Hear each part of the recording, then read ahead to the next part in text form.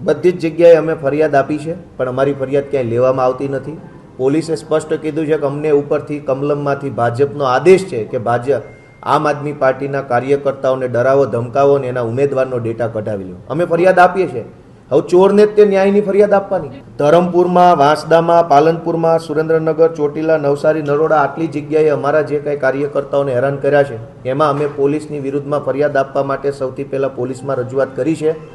આગળના દિવસોમાં જો પોલીસ સ્ટેશનેથી વ્યાજબી જવાબ લેખિતમાં નહીં મળે તો અમે એના માટે કોર્ટમાં પણ જવાના, કેમ કે આ બધી જ ઘટના હજુ હમણાં જ બનેલી છે. બિલકુલ મેં વોટ્સએપમાં નાખ્યા છે, બધાના વોટ્સએપમાં મળી જશે. અંદાજે 8,000 કરતાં વધુ લાયસન્સ 2 જિલ્લામાં છે અને 500 કરતાં પણ નવા લાયસન્સોની અરજીઓ થઈ છે અને એ તો ખાલી 2 જિલ્લાનો આંકડો છે.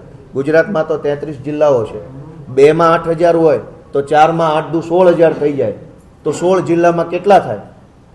ખાલી રેન્ડમ આંકડો પકડીએ લોજિકથી તો પણ ખૂબ મોટી સંખ્યામાં ગુજરાતના લોકો હથિયાર લાયસન્સો લઈને ફરવા લાગ્યા છે, કેમ કે લોકોને ખબર છે કે અમને કંઈ તકલીફ પડશે તો પોલીસના ભરોસે રહેવાય એમ નથી. પોતાની સુરક્ષા સૌએ જાતે જ કરવી પડશે. આપણે સત્તામાં બેઠા છીએ તો આપણને જનતાએ કામ કરવા માટે મૂક્યા છે, ગાલી ગલોચ કરવા માટે નહીં. ભાજપના નેતાઓને વિનંતી છે કે માંડ સત્તામાં આવ્યા છો તો 4 સારા કામ કરો તો બીજી વાર આવશો, નહીંતર પાછા ફેંકાઈ જશો.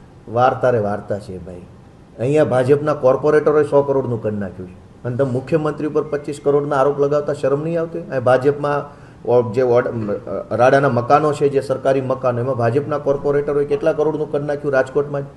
એ જ પાર્ટીના લોકો મુખ્યમંત્રી પર 25 કરોડનો આરોપ લગાવશે. શરમ આવી જોઈએ. રાજકોટ ભાજપના કોર્પોરેટરોને ખિસ્સા ખંખેરે તો 100-200 કરોડનો માલ કમાયા.